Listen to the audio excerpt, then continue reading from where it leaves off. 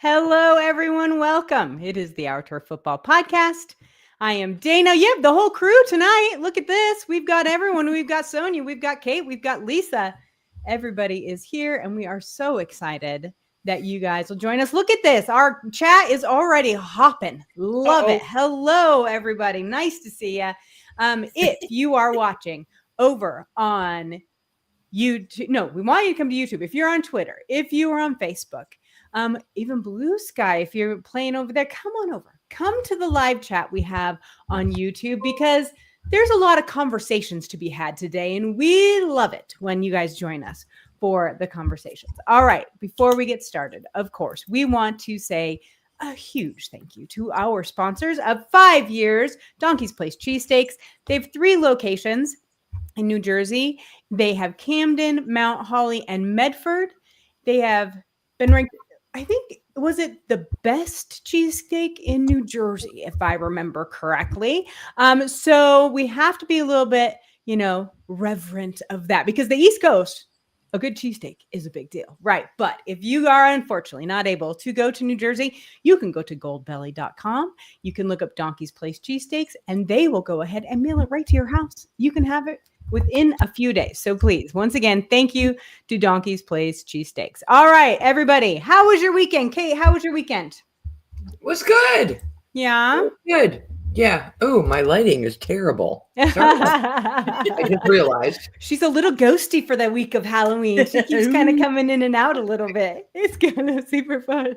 My son's 6th and 7th grade football team made the championship game. They lost, but they are 6th and 7th graders. Sorry.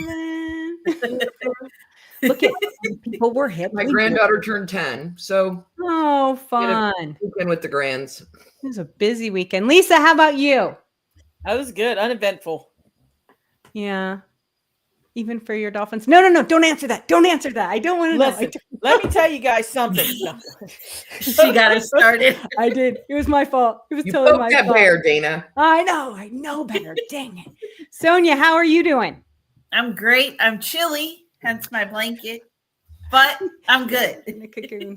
She's all wrapped up in a cocoon. Well, I was lucky enough to have a bye week this weekend for the Seattle Seahawks. So I spent the weekend in Napa drinking way too much wine and all kinds of funness, but it was still, I got to catch up with all the football on the flight home. So that was very nice. But this week we have some interesting topics that we're going to cover. So I kind of hinted at this last week that I really wanted Lisa to take a look at quarterbacks who are on their second, third, sometimes fourth or fifth team, and all of a sudden finding success now. And that's been a big conversation this year, especially. So I really wanted to dive into that just a little bit.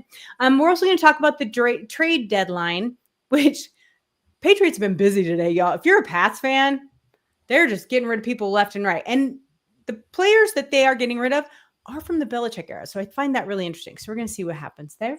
We're going to talk about the Indianapolis Colts and some of the predictions that we have for this team that is off and running and flying and having a great time.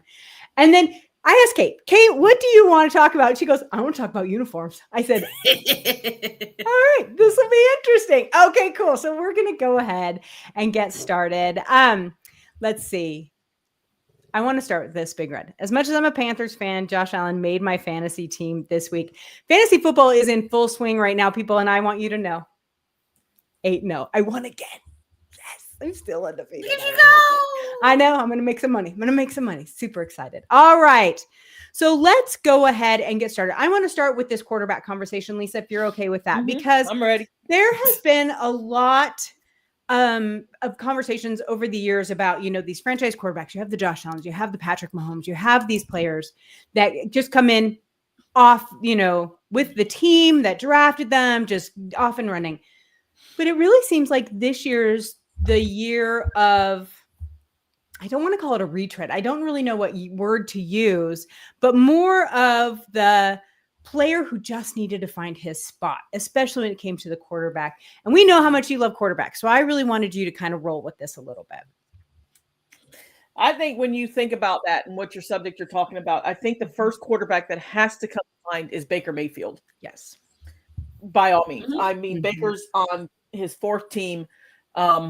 And believe it or not, he's on his fourth team, but your quarterback is on his fifth team. Sam Darnold for the Seattle Seahawks. Yes.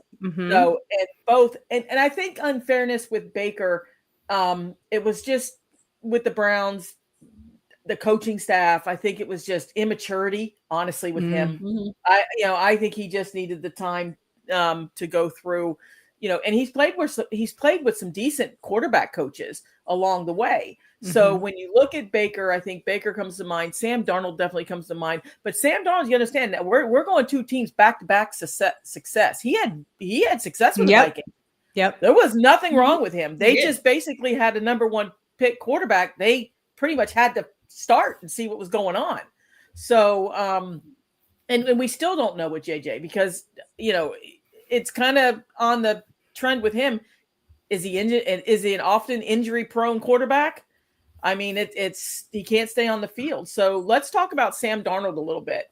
Going, with the Seahawks. He's just a guy that's just found the niche, I think, for the offense. I was listening to actually a sports talk show out of Seattle on him. And the guys that I was listening to, they still think there's a lot of improvement for him. That the Seattle Seahawks offense hasn't fully clicked, that there's still some things they need to work on, which is almost kind of scary because he's having a great season. So when you talk about that being, your quarterback is, they totally expect the Seattle Seahawks to be in the divisional game for the division. And I think they're right. I think he's just a quarterback that the light bulb finally went off. Baker, just immaturity with Baker. I think it hit. You go into the old men, and I found this stat really good. I didn't know this. I didn't know it's crazy being a quarterback person. I didn't know that. Aaron Rodgers has beat every team but the Packers. And he still can't do it. He has not beat the Packers. He's beat 31 NFL teams. He has never beat the Packers. I hope he never does. To be fair, he was a Packer for like all but 3 years. Right, exactly. Weird. How many times has he played them? That's a good question. Once. That was just the first time. Well, let's see. When he was with the teams he's been with, the Jets. I don't know if the Jets played them. They did. I think this was his first one. Seconds on the Jets. It's true. The Jets didn't beat anybody. I hope to God he never beats the Packers. Anyway, sorry. That's me. That's because that's fun. Yeah, though I think that's what's really interesting. And Sonia, this has something to do with your quarterback too, because we've talked about Jared Goff and how the Rams basically tossed him, that they were just done with him. He had played pretty well for them for a while. And then they just like out of nowhere were like, we're out and got rid of him thinking that we're just going to dump him and he wasn't get better. And he just took off like a shot with the Lions. How much does this, and Kate, I want your opinion on this too, but I'm going to start with Sonia. How much of this has to do with coaching over maturity? Because I think Lisa's point is right when you talk about Baker Mayfield. He's a pretty immature guy to begin with, but I think he's really kind of grown a lot. But how much? So Sonia, where does this come from your team? And then let's talk about the coaching aspect of it too. Okay. I think Jared had tough shoes to fill. We all we loved Matthew Stafford, we loved him. And so we felt bad to see him go. Glad he won a championship, but then to come in and fill that role, that's huge. But I don't know, something clicked, I think, with him and Campbell, and he has found a niche. He has found his home. And I think he likes that. I think also, I wasn't like 1,000% in tune with what was going on in LA, but something just wasn't right between him and Sean McVay. I agree. And so I think that just kind of carried over. And then when they left him and just let him go, and he was able to find a spot in Detroit where he was respected and listened to, I think that makes a huge difference. I think that makes a huge difference. So that's where I think his is coming from. I think too, Lisa, that we were talking about coaching, but I also think that belief, like Sonia was saying, is a huge part of this, but also allowing the quarterback to be the quarterback he is, not who Yeah. you're trying to mold him into being. How much do you think that plays a factor? Oh, I think it's huge.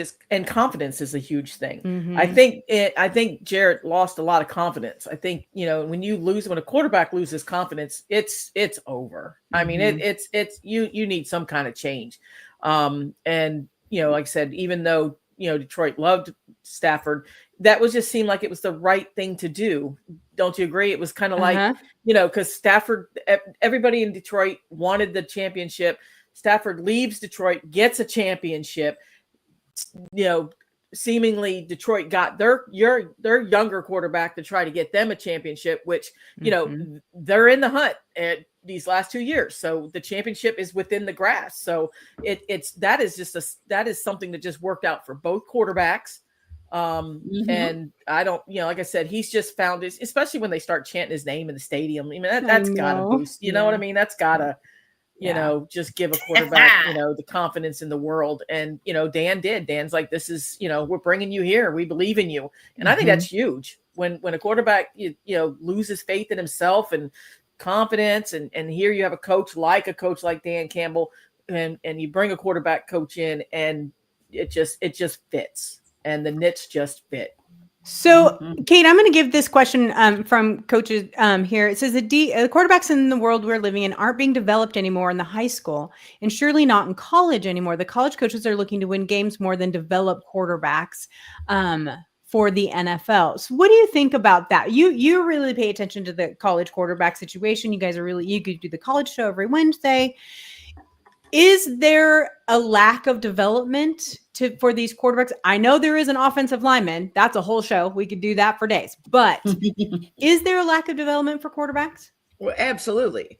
Because they're in a lot of ways, they're a finished product when they get to school. And they're using the transfer portal now to find a school where they can start. And they're using experience in an individual system to develop them. So they get really good at what Georgia does or Alabama does, and then they go to Texas or Oklahoma or Ohio State or wherever they move on to.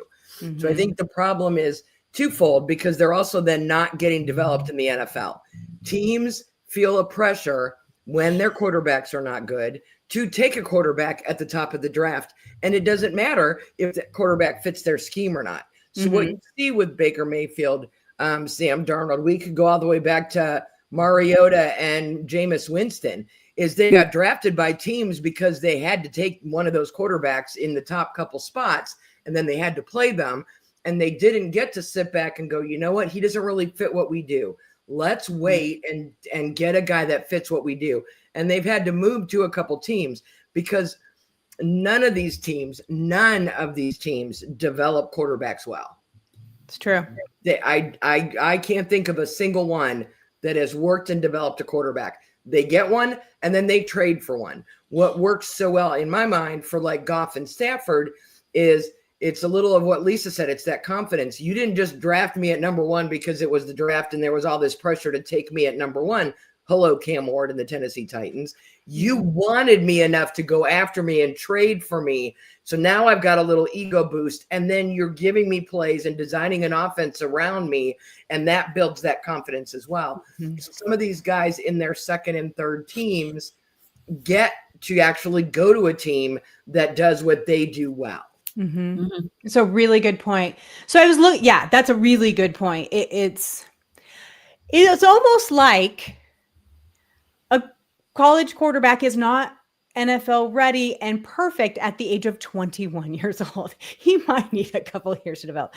I am looking though at the list, really this is kind of an anomaly. It's not something that happens very often, really Baker and because most of the major starting quarterbacks right now, they haven't been passed around. And Jalen Hurts, Joe Burrow, Josh Allen, Lamar Jackson, they've been, where they're at for a while. Prescott, Stafford has one different team, but really for the most part, they're there. It's really Baker, Aaron Rodgers to a certain extent, but obviously he didn't need to develop. He wasn't already well developed. But so you have Baker, you have Sam Darnold, and then Daniel Jones is kind of the newest surprise, right? Leaving New York, going to the Colts, which we're going to go right into that subject next, is that I think that he, of all of them, is the perfect example of you can't expect a quarterback who's not at an elite level, who's not at a Josh Allen or Lamar Jackson or Patrick Mahomes level to save a team. And I feel like that's what they were trying to get out of Daniel Jones in New York. Well, But yeah, you and he was their first pick too. So you have to see, and we talked about the New York media, because when you look at Sam Darnold and Daniel Jones under constant scrutiny up there, you have to win. Sam Darnold and Baker Mayfield, and Mayfield being immature, Cleveland was on what, their 23rd quarterback, Kate? You know, the pressure in Cleveland and New York. Exactly. So some of the younger quarterbacks, I feel, that just weren't ready, this had so much pressure. I mean, Darnold had pressure on him from day one with the Jets. Jets quarterbacks do. If you come out of the draft, they pick you in the first round, you know, you better do something. If you get here, you're gonna play. We need you. Mm-hmm. It's true. So you have a couple comments and questions here. Coach says, KC is the only one that I can say developed their quarterback. Yes. And I remind Lisa of this all the time. Patrick Mahomes sat on the bench for a year behind Alex But we Smith. don't know what he would have done. And that is my argument with you. We can debate that. We don't know. Because he sat behind Alex Smith. But you know, we don't. Here's my thing. Let's say he had come out and been real green and not learned some of that wonderful game management skills that Alex Smith had. He was a master at that, right? What if he'd come out and flopped? And then would it have killed his confidence, or would they have not trusted him? You know what I mean? Like I agree with you that most teams cannot afford to do that. But if you can, Jordan Love, another great example. If you can, sometimes I think you should. So anyway, I agree with you there, Coach. He really developed it. I would say that Jordan Love, also Green Bay, developed Love out. I think that one was really good. But they were allowed to sit for a while. That's what I mean. Let's talk about the New York Giants. They took Daniel Jones at 6. Right. Top 10. You have to play him. Yep. They took Jackson Dart at 25. And I don't know that they've gotten any smarter from what they were in like 2019. But at 25, you can get the quarterback that will actually fit your system. And you don't have to feel pressured to start him week 1. And they got the right quarterback. Out of all the quarterbacks in this draft, it looks like the Giants got the right one for what they want to do. And I think being able to take him later gave them the luxury of picking who they wanted. Yep. Well, yeah, and he didn't have, and I think personally, like we had talked about our first show with that Giant schedule, the first couple weeks. Remember how it was a brutal schedule. It seemed like brutal. It seemed like they just rode Russell through it, and then when they hit that midstream of, you know what, let's go. Right. All right, couple more, and then we have to move on because we were. No, we don't. We're good. We're good, Dana. We're good. Says, Big Red says, if you're not serviceable coming out of college, how do you even get drafted? Learning wrinkles is different than not knowing basics. I don't know. Sometimes these quarterbacks don't even look like they know the basics. But I do think that college basics and NFL, it's a different world. Kristen says, didn't know how to read a playbook. He was getting plays designed for him in the dirt on the sidelines in Oklahoma. And they were just like, get open. Because the pressure to win at college, they've got the talent, but they don't know how to do the book learning stuff that you have to do in the NFL, and you got to do it quick. Yeah. So Kristen says Daniel Jones is the biggest shocker to me. Me too. I thought that he would just be a permanent backup. I really did. I didn't know what was going to happen there. Drake May, this one's from Big Red. Also, Drake May seemed pretty much ready to go on day one. Well, it sure looks that way now. I don't know about last year, but this year he looks right away. He looks good. Last year. Josh Allen started right away. Aside from one game, yep, he was definitely ready for that. He was horrible. Yeah, they were getting ready to. Remember, they were getting ready to pull the plug on him. He was overthrowing. Right. He wasn't very accurate. He was just like balls to the wall. Mm-hmm. They finally got him settled down, and it took a minute. Yeah, and see, that's what I'm saying. Time. These kids sometimes just need a little bit of time. A little bit. Just so true. Coach says they could have let Daniel Jones sit with Eli, but the owner pushed out the old and wanted to have fresh blood. Yeah, it's true. And then CP says, I think Dana's talking about Jalen Milroe. No, that boy needs to sit for a minute. That guy needs to sit for a minute. There's some talent, But no, Penix did not start until the end of his first season. So when they had it with Kirk Cousins. So, all right. So let's go ahead and move on. I do want to talk more about the Indianapolis Colts. So this is a really interesting situation. I should have gone back and looked to find out where we had them. I don't think any of us had them winning their division, let alone being the first seed in the AFC. Sonia, what is going on with these Colts? Magic. I don't know. Magic. Stop it, Lisa. It is. It's magic. No, they mute me, Dana. So surprised me. And Jonathan Taylor is doing what he does, but even better. My God, today, y'all. He is just, I don't know. That team has transformed. And Lisa's going to say, well, they don't have a schedule. They don't play anybody. I know they don't. But you know what? We wouldn't be saying this if they were losing those same games, would we? No, we wouldn't. No. You have to play who's in front of you. They didn't design that. They have like a third place schedule or something like that. Yeah, and they're winning. And they have a pretty decent chance going forward. I was looking at their schedule just a few minutes ago. Steelers, Falcons, Chiefs will be a good, obvious, litmus test for them. Yep. That's in a couple weeks. So that's going to be really good. But then after that, Colts, Jags, Seahawks, 49ers, Seahawks, I think, will be another test. 49ers, maybe not so much. Who knows? Jackson, Texas. Right. Y'all, they could. They're definitely going to the playoffs. Yeah. And they could make it kind of far. They have a great O-line. Results, if you want to know. What? Okay, Kate first.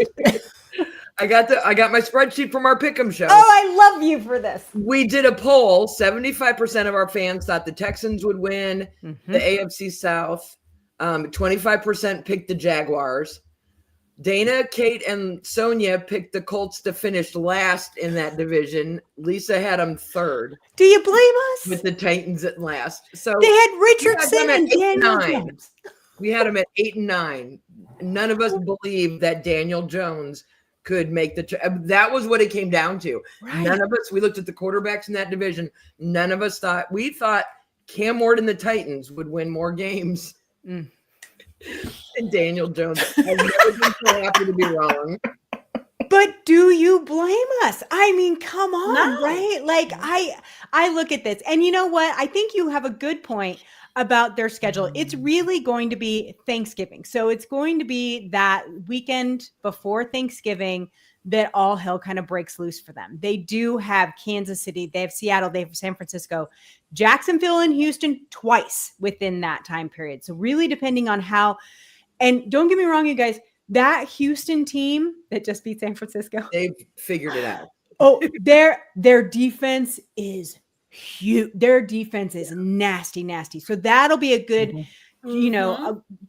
test for them. But really, it's gonna be that Kansas City game because I think that you have to play the best and see how you do against them, and that'll be interesting since there are once again some injury concerns for Kansas City. So I find that really fascinating too. Lisa, go ahead. We know what you got to say. Listen, I'm okay with staying on the bandwagon with you guys because, like I said, a running game makes a huge difference. Okay. I mean, the Dolphins ran the ball. It opens up the running play. You can pretty much, if you've got a running game, you can pretty much call anything you want. Okay. And I think that's what you're seeing. A weak schedule. Taylor's on a tear. I mean, I don't think Daniel Jones was god awful. He just wasn't very good down the stretch. So I think these next couple games, when you see them against the Seahawks, the 49ers, like you said, you roll the dice with 49ers team you're going to get. Steelers are very beatable. I just don't think their team. Falcons are very beatable. The teams that they've got left are, like you said, the Chiefs. Chiefs and the Seahawks. If they, I don't want to say crap the bed. They crap the bed against them, then they're not. They're round one exit. Yeah, right off the bat. Okay, so I'll give you all until that game, but. That's a weak schedule. After that, you're out. You're done. I'm out. I mean, the Texans are fighting for their lives, so they're just not playing good football right now. I mean, they play gonna be great defense. Their offense is so hit or miss, but then it was rolling against that Niners team. But then Seattle sat on them, right? And so it's like it's interesting to see what you get with them for sure. All right, so some of the comments. Darcy says no one had the Colts anywhere close to this good. Thank you, Darcy. You're making us feel better for our bad prediction. Right? Yeah. And CP says having the best running back in football helps. You know what else it helps? Dana's fantasy football team. That's good God. Here we go. I don't remember seeing fantasy football schedule on our tonight show here. More points than my quarterback. God love him. All right. So Coach has everyone had Houston at least first or second in the AFC South. I agree. I like this one. There's some hoodoo in Indianapolis. God love you, Big Red. So funny. Who sold their soul for a record like that? That is for real. And a nice schedule helps. It does. They do not have the easiest schedule in football. That's the Niners. The Niners have the easiest. The NFC West really has it pretty easy. So, all right. So then Sue says Jones was a perfect addition to a team that already had on the books, in my opinion. Colts just needed that piece. And for all of our defending us, we did not think Daniel Jones was going to be that piece, right? No, really not at all. Not at all. And then this is good too from CP. Shout out to Carly Israel Gordon. Impressive debut. Yes, absolutely. They are murdering it up there. That's that woman power, baby. That's right. Girls know football. I mean, I'm looking at Daniel Jones' stats. He's got a 71% completion percentage, which is the highest he's had in the 7 years that he's been in the league. He's thrown 13 touchdowns with only 3 interceptions. Last year, he had 8 touchdowns and 7 interceptions. Like his numbers, his QBR rating is 109. It wasn't over 100. It was barely over 80. I was about to say, he's probably never seen over 100. Yeah. So while I think the running game absolutely helps with that, he's completing passes. Yeah. And he's only been sacked 9 times, and he's not throwing away he's not getting intercepted. So it sounds like he's making better decisions when he is relied on to do something and not just hand the ball to JT. For sure. Because, I mean, from the looks of it, he has more time. His line is definitely better. So he's got more time. Better line. Then, of course, like to Lisa's point, you got that run game. They have to constantly account for him. So that gives him different options. It's just well put together football going on there right now. Here's a great question from Kristen. Any predictions on who will be the next breakout quarterback next season? So is there a quarterback that we have right now? Don't talk about the rookies of next year. Quarterback right now that you think is going to maybe take that next step. Could be someone who's already been with a million teams. Who knows? But Jackson Dart. You think Jackson Dart will get that much better next year? I do. Okay. Kate, what about you? Oh, go ahead. Oh, Sonia, you agree? Okay. Kate? I'm going to say Shedeur Sanders. I'm going to say we are going to see him by the end of the year. I hope so. And probably not. I'm probably jinxing him right now with my Browns. I don't think you are. I don't think you are. But I think if he can get in there and get some reps this year to really get a feel for a real NFL defense, not preseason, I think next year could be a breakout for him. Yeah. Interesting. They're not giving them the reps. Spencer. No. Yeah, they're not giving. Oh my God. The Spencer era is over. It's done. But back to our first conversation, could he be one of the ones that goes to a different team and finds his spot? Yes. That could very well be. Yeah. That's right. Yeah. Sue, hold on. Sue is with you. I've been all aboard the Dart train since day one. All right, you got it. All right. Good. Yeah. You know what he reminds me of, guys? He reminds me of CJ Stroud his first year.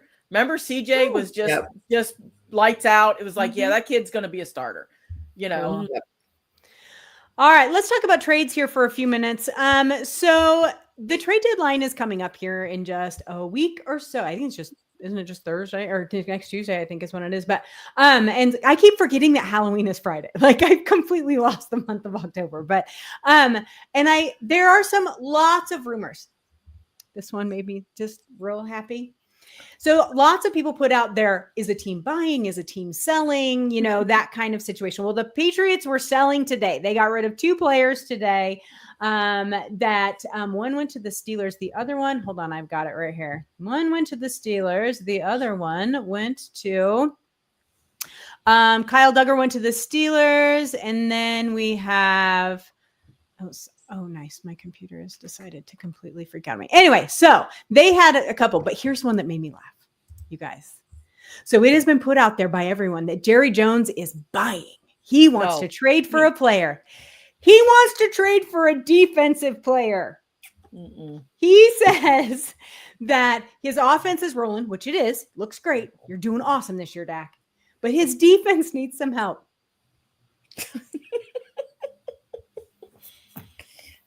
Like maybe Micah Parsons? Like I'm just saying, is that possible? I got some. I got Bradley Chubb.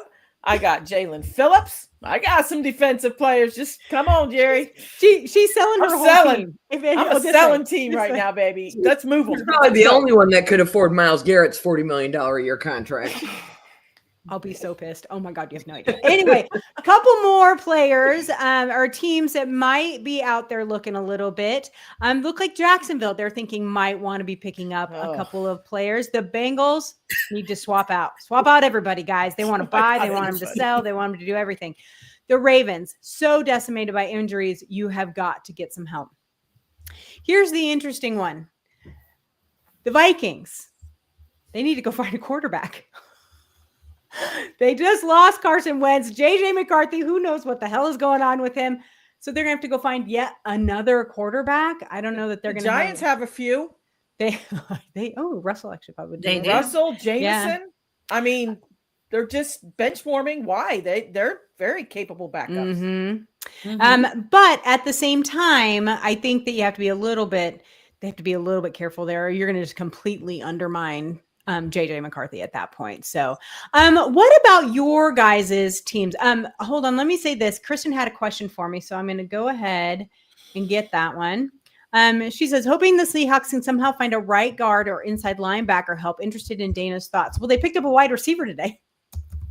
Some specialist out of the Saints. I have no idea. It's like, maybe we need, I don't know, Kristen, maybe they need a little help. Oh, I'm sorry. That wasn't Kristen. That was CP. I apologize. I just read it as Kristen.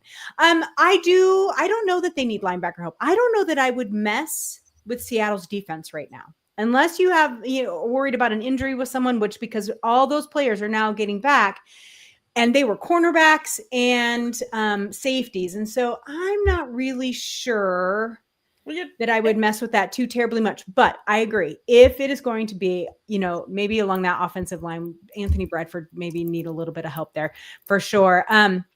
But to be honest with you, it doesn't sound like Seattle's too interested in doing much. They kind of are sticking. Well, they're in a good spot. Why would you mess that up? I mean, a little bit. Right. We're really kind of talking about, to me, this whole trade line is like teams that are like maybe one player away from, competing. I mean, like me and Kate, we're not in anywhere, shape, or form near competing. So do we have that one player that a team might say, hey, let me just, that could really help us for our playoff run, stuff like that. I just don't see a lot of trades happening because I'm looking at those top spot teams, except for I think the Cowboys is just obvious because the Parsons. Jerry's an idiot. Yeah, exactly.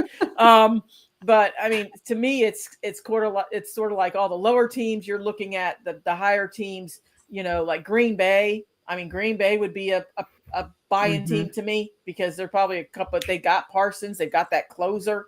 Is there something on offense that might just help Love just a little bit more to complement that defense? So I would kind of say that you're kind of looking at that. To me, the higher teams looking to San Francisco. One player. San Francisco traded for someone today. That might have been the other one. Sonia, what about you with your Lions? You don't seem as snake bit with injuries this year. No, we're not. So are you feeling like there's someone that you need to pick up? Maybe another offensive lineman just to kind of shore up the line a little bit.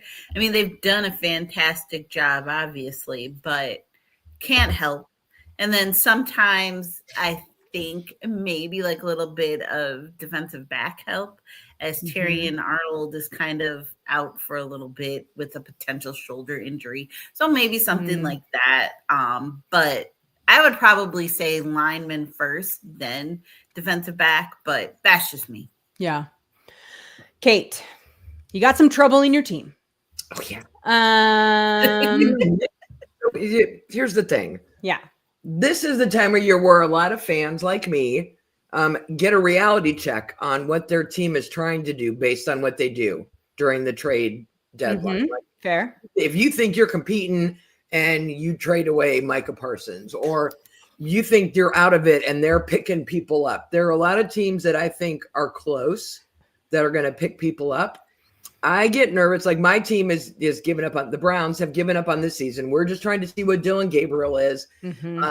If he's either going to be our quarterback or if he's good enough to trade to somebody else, and we'll just start Shador next year. But what makes me nervous is things like we signed 2 tight ends to our team this week. And the only reason I can see to do that is if David Njoku is on the trade block.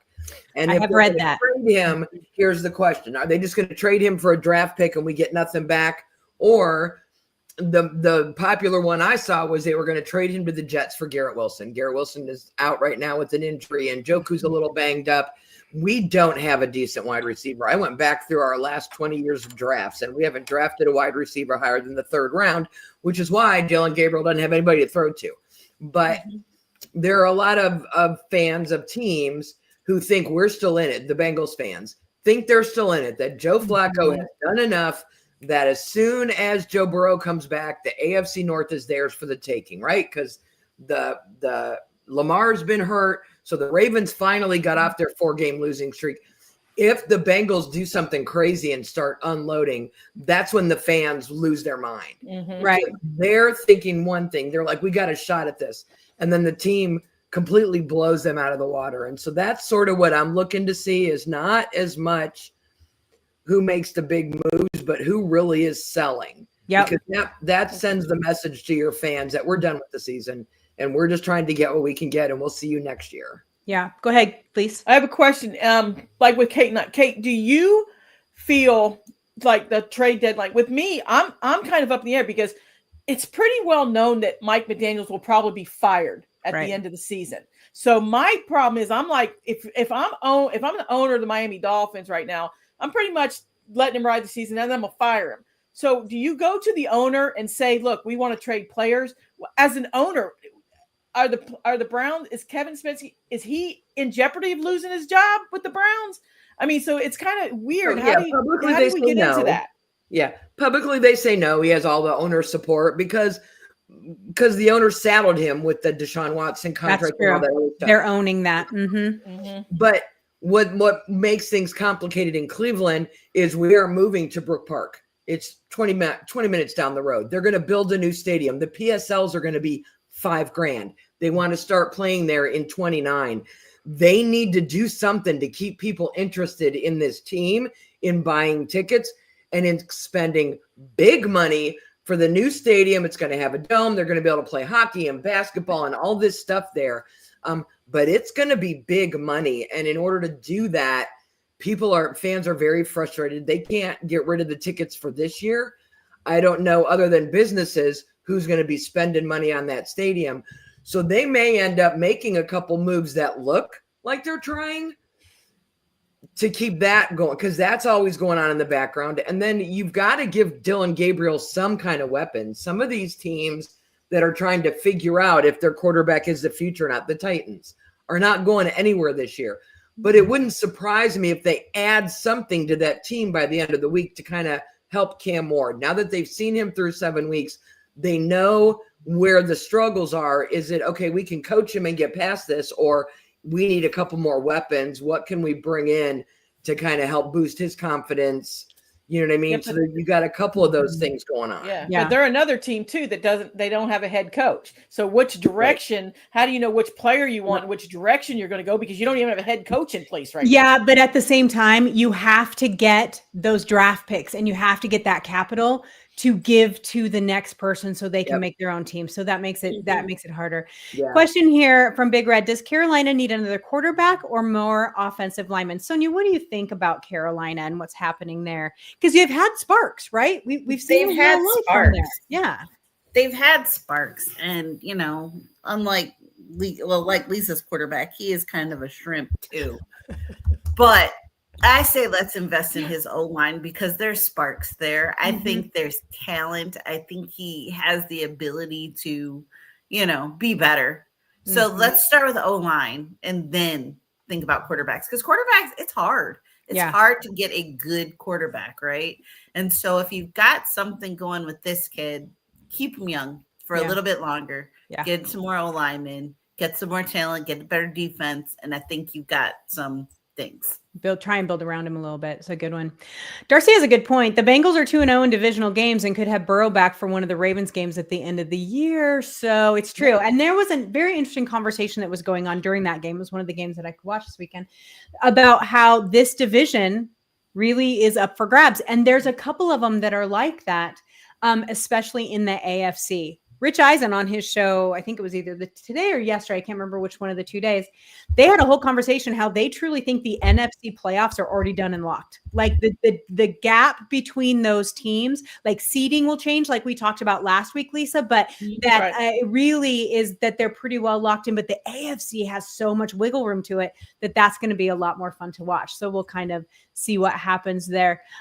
Sue has a good point. Games are won in the trenches, but then it helps to have others. Yes, you have to try and build a complete team. But to Sonia's point about the Panthers, I think that that's really true. Hold on to him. He has some talent. Try and build up around him to support it. So. He's been sacked 11 times. I think he's been sacked like second or third most sacked quarterback in the league. I don't know how you can expect him to be productive if he can't keep his uniform. Yeah, but clean. I think at that point you'd like to see some kind of spark. I mean, you can kind of almost still see it, you know. We have, and like I said, sometimes not. It comes later on, but you know, like with Stroud was that O-line was bad, but he was making magic happen. I mean, he was, you know, and you could almost say, okay, that's their quarterback. You're like, yeah, like Jackson Dart. I mean, he's running for his life too. I mean, it's the same kid, but yet he's got a little bit of that Cowboys game. Yeah, Cowboys game, whatever was going on in their Kool-Aid that day for the Panthers. Was good. I think maybe the letdown was when they had the Jets, which was so easy. Right. Isn't it ironic that Baltimore plays Miami around Halloween? They're both the Walking Dead in the NFL. God love you, Big Red. You're so funny. All right, Kate, talk to me about these uniforms. What do you want to talk about with these uniforms? I don't even know where to start. Some of the uniforms this year have been fire. Okay. I love the Miami Dolphins uniforms. Fire. I love the Detroit Tiger ones, the blue helmets with the black lions on them. I even like the Seahawks one. I don't know what to do with the Cardinals and those white things that look like they've been sanded. Or the Bills. The Chargers in the all yellow. I don't hate the Bills all white uniforms. I loved it. I love the helmet. I love the red helmet. I like the Bills uniforms.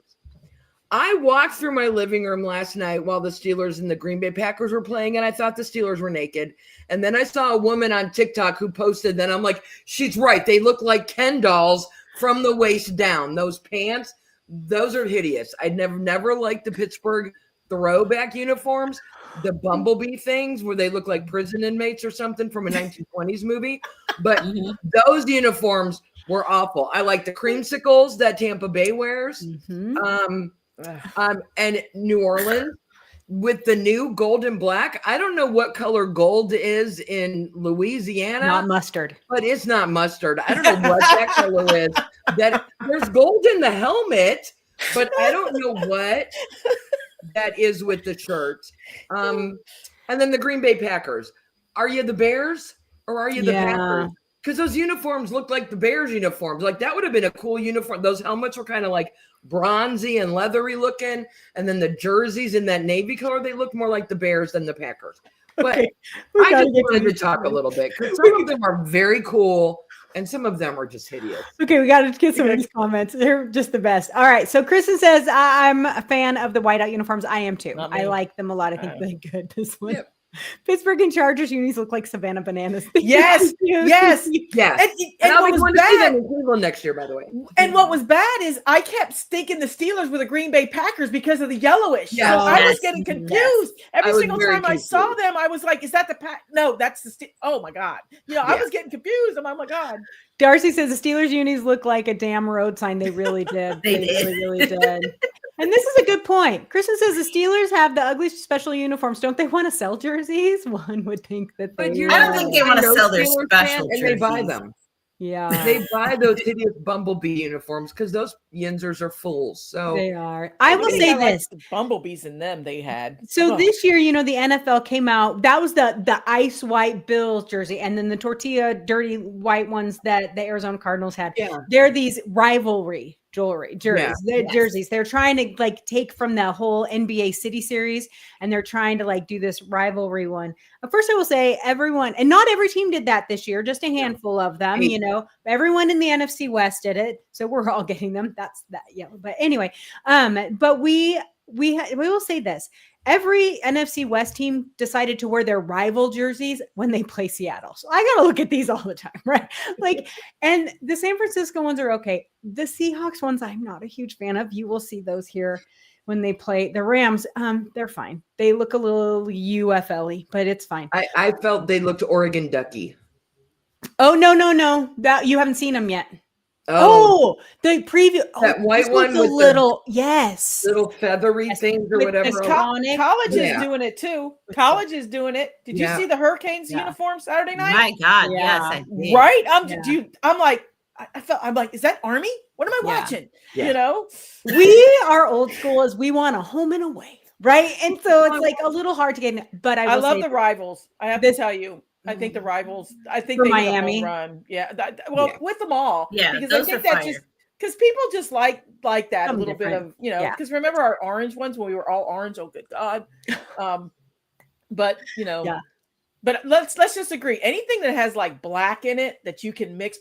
I love black. I love all It's black, all white. fire. They're my It's two fire. favorites. Anytime you get aqua and black, oh my God. Yeah. It makes her happy. All right, everybody. Well, everyone's allowed an opinion. And so if you love them, we're sorry. But if you don't, I we don't love think anybody liked the Steelers. I'm gonna be honest. I saw The Pittsburgh so many. fans do.